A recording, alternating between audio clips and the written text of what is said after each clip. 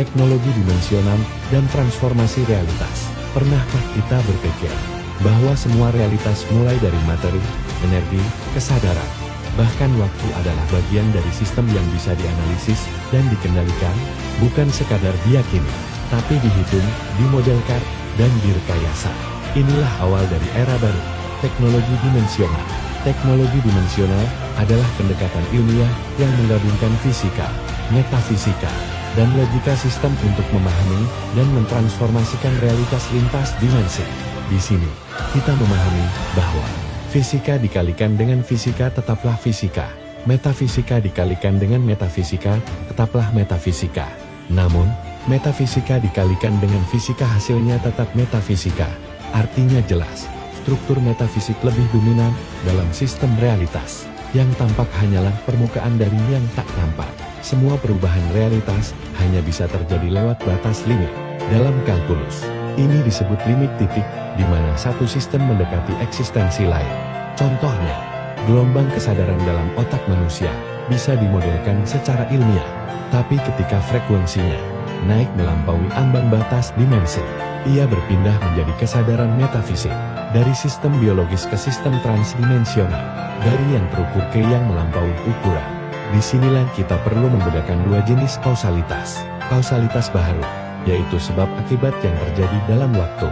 Ini yang kita kenal dalam sains. Dan kausalitas kadim, yaitu sebab akibat yang tidak terikat waktu. Ini adalah hukum dalam domain metafisik realitas sebelum ruang dan waktu.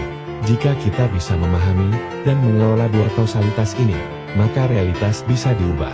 Yang fisik bisa dijadikan metafisik, dan yang metafisik bisa dimanifestasikan secara fisik. Kita berbicara tentang sistem ilmiah untuk mengakses lapisan terdalam realitas, mengubah frekuensi kesadaran, mengolah struktur energi halus, memodelkan kehendak sebagai variabel kausal, membangun antarmuka antara otak, realitas, dan dimensi.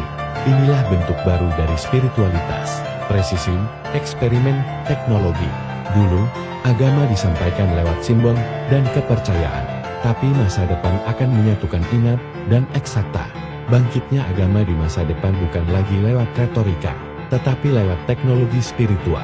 Sebab agama adalah sistem, kesadaran adalah data, dan Tuhan adalah sumber kausalitas tertinggi.